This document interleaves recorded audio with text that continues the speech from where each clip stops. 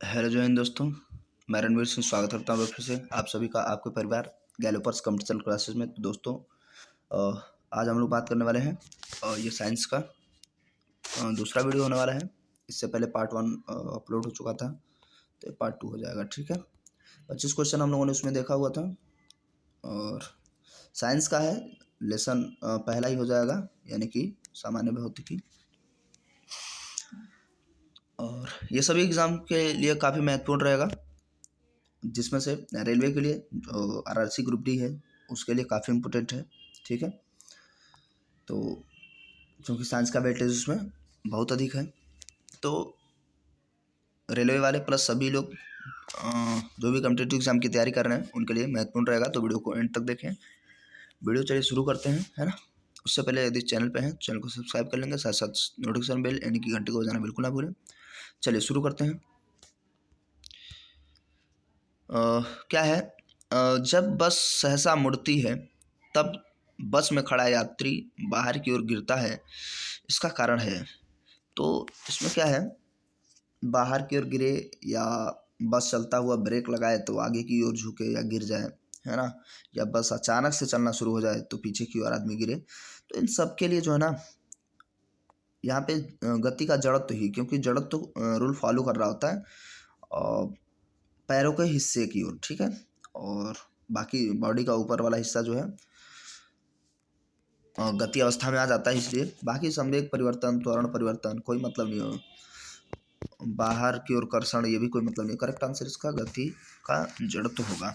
ठीक है, चलिए आगे की ओर बढ़ते हैं। तो क्या है, दाब बढ़ाने पर बर्फ का गलनांक। दाब बढ़ाने पर बर्फ का गलनांक क्या होता है?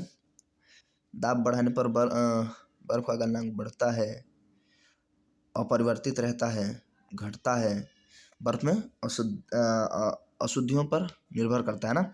तो यहाँ पे जो है इसका आंसर हो जाएगा घटता है। ठीक है, जब दाब बढ़ाएंगे तो बर्फ का गलनांक घट जाएगा। और आमतौर पे किसी भी रिएक्शन की दर जो है ना, ताप और दाब बढ़ाने पर क्या होती है, बढ़ती है। लेकिन यहाँ पे ये बर्फ़ की बात है ना।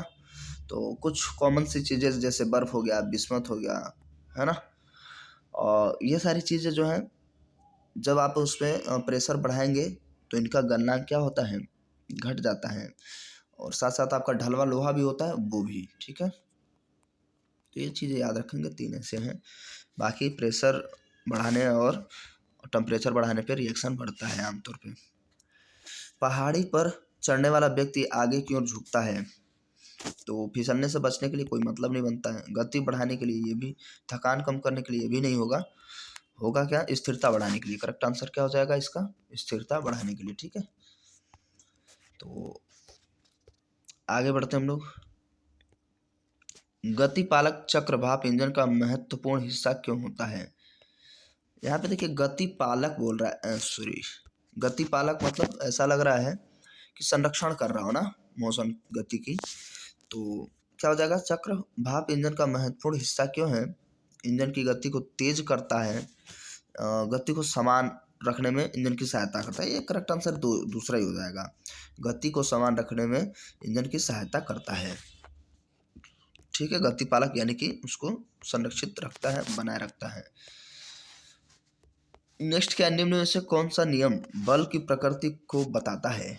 तो बल की प्रकृति, न्यूटन का प्रथम नियम, न्यूटन का दूसरा नियम, बल आघूर्ण का नियम, न्यूटन ये तीसरा नियम होगा, है ना, जिसे हम क्रिया प्रतिक्रिया का रूल्स कहते हैं, है ना। तो यह प्रकृति कह रहा है, तो बल की प्रकृति यानी कि जो भी कोई भी वस्तु किसी वस्तु पर जितना बल लगाएगी उसके विपरीत दिशा में दूसरी वाली वस्तु उस पर बल लगाएगी, तो ये प्रकृति के लिए है। पहला तो आपका हम जड़त्व का नियम भी कहते हैं, तो यानी कि वस्तु जिस अवस्था में है उसी अवस्था में बनी रहना चाहेगी। दूसरा में क्या है, ये बल की परिभाषा है यहाँ पे, ना कि बल की प्रकृति, है ना। F बराबर ma, किसी वस्तु द्वारा किसी वस्तु पर लगाया गया बल उस वस्तु के द्रव्यमान तथा उसमें उत्पन्न त्वरण के गुणनफल के बराबर होता है। तो ये दूसरा हो जाता है। ठीक है, तो इस प्रकार एक करेक्ट आंसर तीसरा होगा। आगे बढ़ते हैं हम लोग। ये क्या कह रहा है, सरल लोलक के आवर्तकाल के संबंध में। निम्न में से कौन सा कथन सत्य नहीं है? कौन सा इसमें से असत्य है? यह लंबाई के वर्गमूल के समानुपाती होता है, ये तो सही है। यह द्रव्यमान के व्युत्क्रमानुपाती होता है, द्रव्यमान के उल्टा सरल लोलक, ये नहीं होता, इससे कोई मतलब नहीं होता। आगे देख लेते। अच्छा, यह गुरुत्वीय त्वरण के वर्ग के व्युत्क्रमानुपाती होता है, ये भी सही है, व्युत्क्रमानुपाती होता है गुरुत्वीय त्वरण के, ठीक है। और यह द्रव्यमान पर निर्भर नहीं करता है, ये भी सही बात है, द्रव्यमान पर निर्भर नहीं करता है। तो द्रव्यमान के व्युत्क्रमानुपाती होता है, ये इससे कोई लेना देना नहीं है, क्योंकि द्रव्यमान से कोई मतलब ही नहीं होता है। तो करेक्ट आंसर इसका ये हो जाएगा, ठीक है। तो दूसरा करेक्ट आंसर हो जाएगा। जब किसी झील की तली से उठकर वायु वायु बुलबुला ऊपरी सतह की ओर आएगा तो उसका आकार क्या होगा? ये तो आप लोग प्रैक्टिकली देखते होंगे, है ना।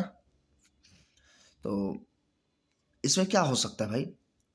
जब झील के नीचे से बुलबुला छोटा सा निकलता है ऐसे, और जब ऊपर की ओर आता आता आता बड़ा हो जाता है, ठीक है, तो हम लोग क्या कहेंगे? बढ़ जाएगा, बुलबुला ऊपरी सतह पर आएगा, उसका आकार बढ़ जाएगा, ठीक है। अब ये देखिए, यूपीएससी ने पूछ रखा था 1996 में इस क्वेश्चन को, नीचे भी 96 में ही था। साधारण यंत्र किसी व्यक्ति की सहायता करता है, और जो यंत्र उस व्यक्ति की सहायता करता है वो मशीन होता है आमतौर पे, है ना। तो क्या है, कम काम करने में, कम करने में थोड़ी सहायता करती है मशीन, तो सहायता करती है उसको आसानी तरीके से इजीली काम कराने में। तो ये गलत हो जाएगा। कम बल का प्रयोग करके भी उतनी ही मात्रा में काम करना, ये कुछ कुछ सही लग रहा है। आगे देखते हैं। उतनी ही मात्रा में काम धीरे धीरे करना, नहीं नहीं नहीं, तेज करता है, धीरे कहाँ करता है।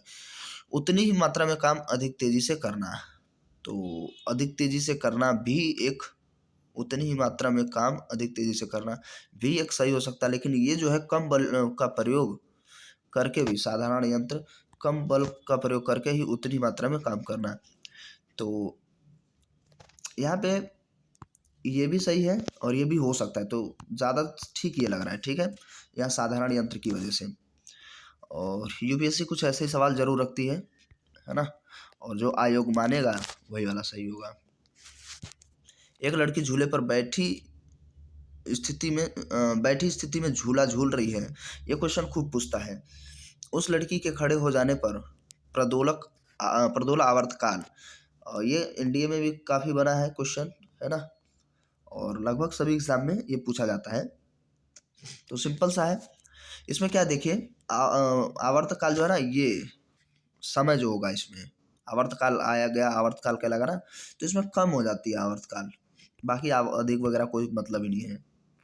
लड़की बैठ के झूला झूल रही, खड़ी हो जाएगी तो आवर्तकाल क्या हो जाएगा? कम हो जाएगा, स्पीड बढ़ जाएगा, यानी कहने का तात्पर्य है। अब वॉशिंग मशीन का कार्य है, वॉशिंग मशीन किस पर कार्य करती है? तो आपकी वॉशिंग मशीन हो या दूध से क्रीम निकालने वाली, मक्खन वाली मशीन, हाँ वही क्रीम निकालने वाली, है ना, तो वो सारे सारे अपकेंद्र बल पे कार्य करते हैं, यानी कि बीच से मशीन ऐसे ऐसे चलती है और बाकी चीज़ें ये इधर की ओर, दीवारों की ओर और जाके चिपक जाते हैं।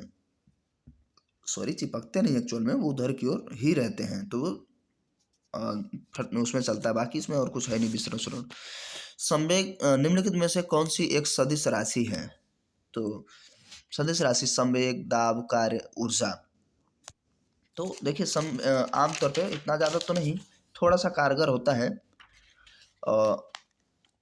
सदिश राशि के लिए, कि जिसमें व हो, है ना, व या ब हो, वो आमतौर पे सदिश राशि होती है। लेकिन बाद में ये भी थोड़ा सा जाके दिक्कत करने लगता है, तो इतना ज़्यादा नहीं, लेकिन हाँ कुछ काम उसमें चल जाता है, ठीक है। तो संवेग इसका जो है सदिश राशि है। बाकी दाब, कार्य, ऊर्जा क्या है, ये सब अदिश राशियाँ हैं।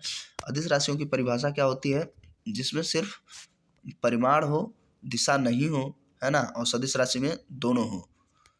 तो अब देखते हैं भाई, थोड़ा छोटा और करना पड़ेगा। एक शिकारी एक पेड़ की शाखा पर बैठे एक बंदर की भौहों के बीच एक बिंदु पर अपनी बंदूक का निशाना साधता है। जैसे ही वह गोली दागता है, बंदर नीचे कूद जाता है। ये क्वेश्चन कई बार पूछा गया है, काफी इंपॉर्टेंट है, ठीक है। बड़े एग्जाम में पूछा गया है, तो होगा क्या। तो इसका देखिए कहीं भी आंसर हो डायरेक्ट हो जाएगा।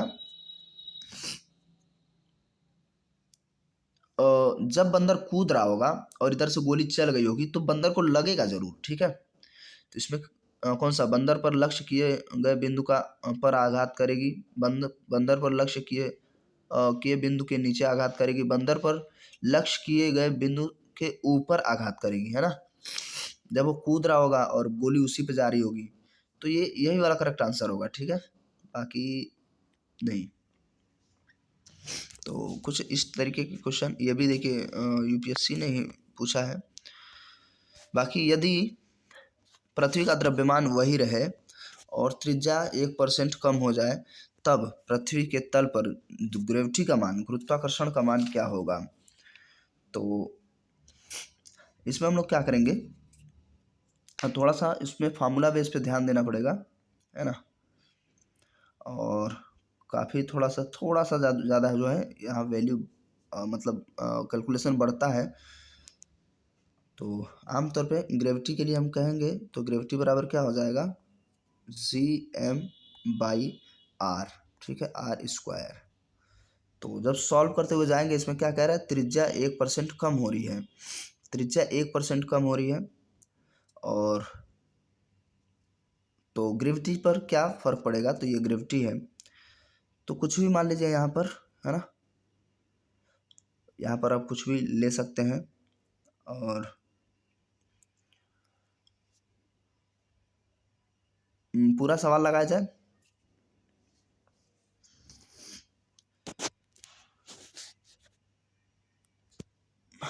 चलिए ठीक है। आर देखिए 1% जब कम करेंगे तो जो इसका प्रसार है ना, उसकी त्रिज्या जो होगी आर 0.99 आर रह जाएगी। यहाँ पे सार्वत्रिक गुरुत्वाकर्षण है, ठीक है। जी जो होता है ये भी सार्वत्रिक गुरुत्वाकर्षण होगा, ये तो पृथ्वी का गुरुत्वाकर्षण है, मतलब मास होगा, है ना। तो जब इसको सॉल्व करेंगे हम लोग और इसका जो प्रीवियस वैल्यू होगी वो क्या हो जाएगा, वो 1 रहेगा या 0.99, या आप इसको 100 मानेंगे तो उसको 99 करना पड़ेगा 1% कम करने के लिए, है ना। और हमें मतलब यह है कि स्क्वायर से, देखिए ये सारे के सारे सेम वैल्यू होती है, कट जाएंगी, ठीक है। अब इतना ज़्यादा इस पर हो नहीं पा रहा है सॉल्व, मैं बता रहा हूँ, देखिए अगर आप 100 पहले वाले वैल्यू को मान लेते हैं या 1 मानेंगे त्रिज्या को, ठीक है, तो जो घटाने के बाद त्रिज्या आएगी वो 0.99 आएगी। और जब इसका हम स्क्वायर करेंगे, चूँकि उसमें क्या है फार्मूले में ही क्या है हमारे, देखिए जी और m/r², है ना। तो ये दोनों में कट जाएगा एक्चुअल में, जब भी आप सॉल्व करेंगे, जब दो चीज़ें कॉमन है तो वो कट जाती हैं, बचा हुआ ये। तो एक का स्क्वायर करेंगे तो एक ही रहेगा, और इसका स्क्वायर करेंगे तो क्या हो जाएगा, इसका जो है डायरेक्ट एक आपके ट्रिक से कर देता हूँ, 8981, और फिर यहाँ पे भी 8981, और 81 में 2 से कराएंगे तो कितना हो जाएगा, 162, ठीक है। तो 162 और 1 0, यहाँ पे 1 0, 6 1 7, यहीं लिख देता हूँ, 1 0 और 7 और 1 8 और यहाँ पे 9, है ना। तो दशमलव मान लीजिए था 2 अंकों पे, तो 4 अंकों पे हो जाएगा, यानी कि 98। तो लगभग यहाँ पे 2% की कमी हो रही है, एक में से अब घटाएंगे जब तो लगभग 2% की कमी यहाँ दिख रही होगी, देखिए, ठीक है। एक में से 0.98 को घटाएंगे, है ना, तो इस तरीके से होगा। तो लगभग 2% की इसमें कमी आएगी, ठीक, कमी ही दिखा रहा है, इसमें कह रहा है कि कमी हो जाएगी या बढ़ जाएगी, कमी आएगी। नए वाले में कह रहा है, तो सॉरी नए वाले में इसमें वृद्धि आएगी, ठीक है।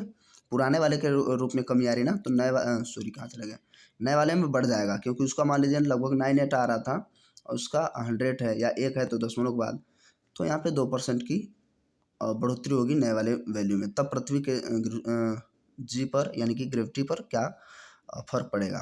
एक्चुअल में अच्छा जी की वैल्यू क्या है, तो इसका हो जाएगा 9.8 क्या होता है मीटर प्रति सेकेंड स्क्वायर। ठीक है, त्वरण ही तो होता है ये, है ना। और जो यूनिवर्सल जी का होता है तो इसका हो जाएगा 6.7 करके। चलिए फिलहाल आगे बढ़ते हैं, ये थोड़ा सा मैनेज करिएगा इसको, ठीक है। क्वेश्चन ठीक है।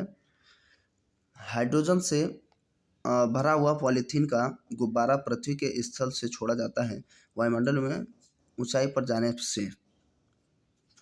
वायुमंडल में ऊंचाई से जाने पर क्या होगा, जब ऊपर की ओर जाएगा तो वायु दाब क्या होगा, कम होगा, है ना। तो यहाँ पे कुछ ऐसा दिया नहीं है, देखते हैं क्या है। गुब्बारे का अमाप में कमी हो जाएगी, अमाप में कमी होना। चलिए ये तो कुछ समझ नहीं आ रहा है। गुब्बारे के चपटा होकर चक्रिया पर प्रकार के आकार में आना, नहीं इसमें कोई, दोनों में से कोई मतलब नहीं है। गुब्बारे के आमाप में वृद्धि होना, या इसको गुब्बारे के आमाप एवं आकार पहले के समान रहेगा, नहीं नहीं नहीं नहीं। देखिए जब ये नीचे था तो वायु प्रेशर जो था ज़्यादा था, जब ऊपर गया तो प्रेशर कम हो गया, तो वो उसमें से हाइड्रोजन क्या है निकलने लगेगा, तो ये गुब्बारा एक्चुअली में फट जाता है। तो यहाँ पे ऑप्शन फटने का दिया ही नहीं है, लेकिन ये है गुब्बारे के अमाप में वृद्धि होगी, है ना।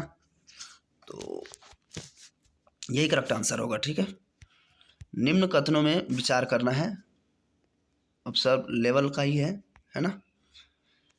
और चलिए हम लोग विचार कर ही लेते हैं। क्या कह रहा है, एक तीक्ष्ण वृत्ताकार पथ पर तीव्र गति से जाता हुआ 4 पहियों वाला वाहन, 4 पहियों वाला वाहन के बारे में हमें विचार करना है। क्या बाहरी पहियों पर उल्टेगा, बाहरी पहियों पर उल्टेगा, तीक्ष्ण वृत्ताकार, है ना, पथ से जाता हुआ 4 पहियों वाला वाहन बाहरी पहियों पर उल्टेगा, अंदर के पहियों की तरफ उल्टेगा, नहीं नहीं नहीं, बाहर की तरफ मिलेगा और फिसलेगा, अंदर की तरफ फिसलेगा नहीं। तो इसका जो है सबसे अच्छा जो आंसर मिल रहा है, बाहर की पहियों की तरफ उल्टेगा, है ना, क्योंकि ये इधर से जा रहा है मान लीजिए, तो ये इधर को ही जाके गिर जाएगा या उल्टा हो जाएगा, ठीक है। ये तो ठीक है। और बाहर की तरफ मिलेगा मतलब, मिलेगा मतलब क्या, उधर ही जाएगा, तो शायद ये भी है। तो पहले में जिस पहले वाला ये भी ऑप्शन मिल रहा है, ये मिलने वाला है, तो ये भी सही हो जाएगा, तो उसमें करेक्ट आंसर ये हो जाएगा, ठीक है। बाहर की तरफ मिलेगा, मिलेगा का मतलब सेंटेंस थोड़ा सा ठीक नहीं लग रहा, और लग रहा है बाहर की ओर चला जाएगा, वो कहे तो ठीक है।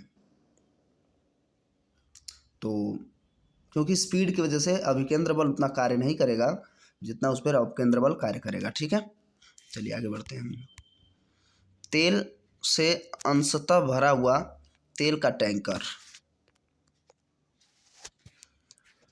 समतल सड़क पर आगे की ओर एक समान त्वरण से जा रहा है। तेल का मुक्त पृष्ठ, और ये भी जो है लॉजिकली क्वेश्चन दे रहा है। तेल के अंशतः भरा हुआ तेल का टैंकर, यानी कि आधा लगभग भरा है और ये वो हिलता डुलता जाएगा, ठीक है। समतल सड़क पर आगे की ओर समान त्वरण से जा रहा है, स्पीड सेम है, तो क्या होगा, क्या 36 बना रहेगा, स्पीड बराबर है तो ठीक है 36 बना रहेगा। आगे देख लेते हैं हम लोग। 36 से इस प्रकार आनत होगा कि पिछले सिरे पर कम गहराई होगी, नहीं नहीं, 36 के एक प्रकार आनत होगा कि पिछले सिरे की अधिक गहराई होगी। परवलयीय वक्र, देखिए जब वो उसका स्पीड सेम है ना, तो कोई परिवर्तन ही नहीं होगा, तो 36 ही बना रहेगा, ठीक है। अगर मान लीजिए रास्ता ठीक ना हो या वो कम ज़्यादा स्पीड करता हो, तब इसमें से कुछ कंडीशन बनेंगे और ये ध्यान देंगे, तो करेक्ट आंसर पहला ही होगा। और विचार करने वाले ही प्रश्न दिए जा रहे हैं इसमें। आगे, किसी लिफ्ट में बैठे हुए व्यक्ति, काफ़ी ज़्यादा पूछा जाता है, बहुत इंपॉर्टेंट है। किसी लिफ्ट में बैठे हुए व्यक्ति को अपना भार कब अधिक मालूम पड़ता है, उसे अपना भार मालूम पड़ेगा ज़्यादा कब। अब देखिए क्या है, जब लिफ्ट या तो ऊपर जाता है या नीचे, ठीक है, तो भारी तब पड़ेगा जब लिफ्ट त्वरित गति से ऊपर की ओर जा रही होगी। जब ऊपर जा रही होगी तो उस पर जो है एक तो वो ग्रेविटी के खिलाफ काम कर रहा है, तो वो ग्रेविटी उसको जो है और ज़्यादा उस पर डबल तरीके से काम करेगा, तो क्या हो जाएगा, यहाँ हो जाएगा आपका ऊपर जाते समय लगेगा बहुत ज़्यादा शरीर भारी है। और जब नीचे आएगी ना लिफ्ट, तो ग्रेविटी की वैल्यू उस त्वरण के जो लिफ्ट आ रही है अब उसकी स्पीड से घटने लगता है, या मान लीजिए कभी कभार जो है इसकी वैल्यू कम हो जाती है उसकी सापेक्ष, तो व्यक्ति क्या है उछल जाता है या गिरने लगता है। फिलहाल ज़्यादा नहीं होता है कभी भी इतना, है ना, नहीं पता चला आदमी लिफ्ट के, जैसे मान लीजिए लिफ्ट है तो उसके ऊपर वाले हिस्से पे चला जाएगा, है ना, ये लिफ्ट है, अगर आप त्वरण से भी तेज़ नीचे आते हैं तो आप यहाँ आ जाएंगे, इस यहाँ पे चिपक जाएंगे, आपको यहाँ रहना चाहिए ना, तो इसलिए तब आदमी हल्का महसूस होता है। चलिए आगे बात करते हैं हम लोग। वस्तु की मात्रा, एक मिनट, काफ़ी हम लोग दूर आ गए। हाँ, वस्तु की मात्रा बदलने पर अपरिवर्तित रहेगा। तो वस्तु की मात्रा कम या ज़्यादा करेंगे तो आयतन तो कम ही हो जाएगा या ज़्यादा हो जाएगा, भार में भी कमी आएगी या वृद्धि होगी, द्रव्यमान भी, मास में भी फर्क पड़ेगा। घनत्व जो है वो वही रहेगा, जो उसका घनत्व था पहले उतना ही घनत्व। घनत्व मतलब आप कह सकते हैं जितना एक तरीके से हम कहें तो गाढ़ापन कह सकते हैं ना, सांद्रता भी कहना ठीक नहीं है। तो घनत्व तो फिलहाल इसमें सेम रहेगा, चाहे वस्तु 1 क्विंटल से 2 किलो हो जाए, रहेगा उतना ही, ठीक है। तो ये ठीक सा था क्वेश्चन। जल का वाष्प परिवर्तन कहलाता है। जल का वाष्प में परिवर्तन कहलाता है। तो कैसा परिवर्तन? प्राकृतिक, भौतिक, रासायनिक, जैविक। तो यहाँ पे कौन सा परिवर्तन है जो जल को वाष्प में कन्वर्ट कर रहा होता है? तो ये भौतिक परिवर्तन है। अब यहाँ पे परिभाषा क्या होती है भौतिक परिवर्तन और रासायनिक परिवर्तन की? तो भौतिक परिवर्तन में जब किसी वस्तु को किसी दूसरे वस्तु मतलब फॉर्म में चला जाए और वापस फिर उसी फॉर्म में लौट आए, ये गुण होने को हम लोग कहते हैं भौतिक परिवर्तन। रासायनिक परिवर्तन में ऐसा कुछ नहीं होता, जब एक बार हो गया सो हो गया। जैसे दूध से आपने दही बना लिया तो दही से दूध बनाइए, नहीं बना पाएंगे, तो क्या हो जाएगा? रासायनिक परिवर्तन। लेकिन जल से वाष्प बना के वापस जल बनाया जा सकता है, बर्फ बनाया जा सकता है। ये सारी चीज़ें जो है भौतिक परिवर्तन के अंतर्गत आएंगी, फिर से अपनी अवस्था में उसे वापस ले आना भौतिक परिवर्तन कहलाएगा, ठीक है। रासायनिक परिवर्तन में एक बार जो चेंजेस हो गया सो हो गया, ठीक है। चलिए आगे बढ़ते हैं हम लोग। हवा में लोहे और लकड़ी की समान भार की गेंद को समान ऊंचाई से गिराने पर, इसमें हवा में बोला है, गिराने पर क्या होगा? तो पृथ्वी पर दोनों एक साथ गिरेंगे। या हवा बोला है, अगर वो सिर्फ कुछ नहीं बोलता या निर्वात बोल देता तो ये एकदम से करेक्ट आंसर था, है ना। वैक्यूम जब होगा तो फिलहाल यहाँ तो कुछ नहीं होने वाला इसका। एक पहले गिरेगी, एक बाद में गिरेगी। अच्छा, लकड़ी की गेंद बाद में गिरेगी, हाँ ठीक है। एक पहले बाद में क्या, जब दोनों नाम ही दे रखा तो हमें एग्जैक्ट आंसर चाहिए। ये वाला सही है, लेकिन यहाँ पे सबसे बेहतर तो ये दिख रहा है, तो करेक्ट आंसर यही होगा, ठीक है। अगर ये ना होता तो हम दूसरा वाला अलग कर सकते थे। लोहे की गेंद जो है पहले चली आएगी क्योंकि उसका भार जो है ज़्यादा होगा, या हम कहें तो मास भी ज़्यादा है तो भार भी ज़्यादा हो जाएगा। और लकड़ी की बाद में आके गिरेगी, ठीक है। ये नॉर्मल सा है तो सब कर ही लेंगे। आगे क्या कह रहा है?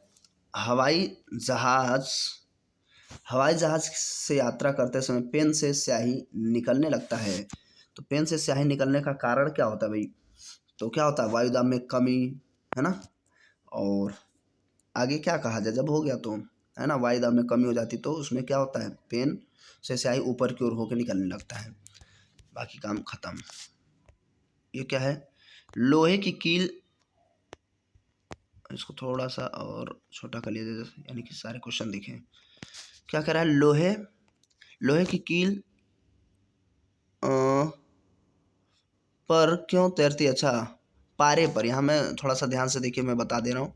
यहाँ पे पूछा है लोहे की कील पारे पर क्यों तैरती है जबकि वह पानी में डूब जाती है। तो सीधा सा इसका आंसर देखिए, कोई भी होगा, पारे का जो घनत्व तो होता है लोहे से ज़्यादा होता है और इसलिए वो तैरता रहता है। तो लोहे का भार पानी से अधिक तथा पारे से कम होता है, यही करेक्ट आंसर हो जाएगा, ठीक है। बाकी छोड़ दीजिए। सड़क पर चलने की अपेक्षा बर्फ पर चलना कठिन है क्योंकि वहाँ पे हमें घर्षण नहीं मिलता है, ठीक है।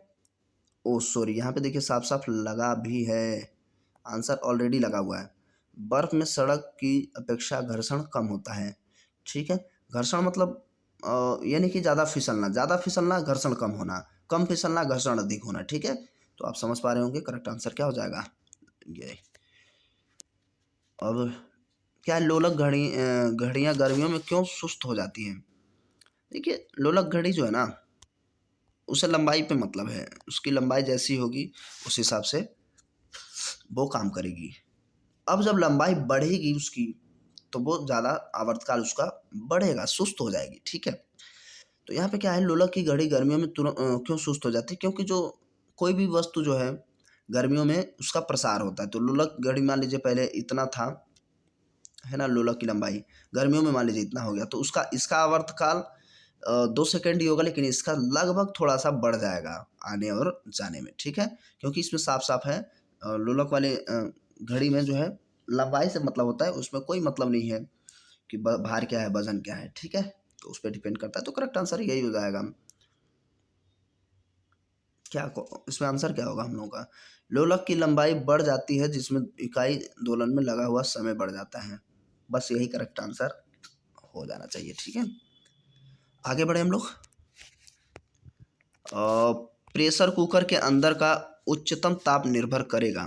उच्चतम ताप प्रेशर कुकर के अंदर उच्चतम ताप निर्भर करेगा, तो किस पर करेगा भाई? ऊपर के छेद के क्षेत्रफल एवं उस पर रखे गए वजन पर। हाँ हाँ हाँ, ठीक है, यही आंसर ही हो जाएगा। ऊपर के छेद जो जिसमें से सीटी निकलती है ना, एक्चुअल में वहाँ से वाष्प निकलता है तो आवाज़ करती है, तो सीटी कहते हैं कुकर ने कितनी सीटी मार दी, है ना। ऊपर के छेद के क्षेत्रफल एवं उस पर रखे गए वजन पर निर्भर करेगा। बाकी ऊपर के छेद से बाकी कोई मतलब ही नहीं है, करेक्ट आंसर यही हो जाएगा। ठीक है, तो ठीक है, ये अभी 25 क्वेश्चन का ही सीरीज हम लोग रखेंगे। 25-25 क्वेश्चन है ना, 50 क्वेश्चन में थोड़ा सा ज़्यादा टाइम कंज्यूम कर लेंगे हम लोग, बात करते हैं तो 25-25 का सेट हम लोग देखते हैं। और इसके बाद आपको अगला पार्ट मिलेगा, तो आप कंटिन्यू बने रहें चैनल पर, और चैनल से जुड़ें, चैनल को सब्सक्राइब कर लें पहली बार आपने अगर विजिट किया हो तो, और दोस्तों के साथ ज़्यादा से ज़्यादा शेयर करें। और कैसा लगा वीडियो कमेंट करके ज़रूर बताएंगे, है ना। और ठीक है, फिर मिलते हैं लोडी में, तब तक के लिए नमस्कार, जय हिंद, जय भारत।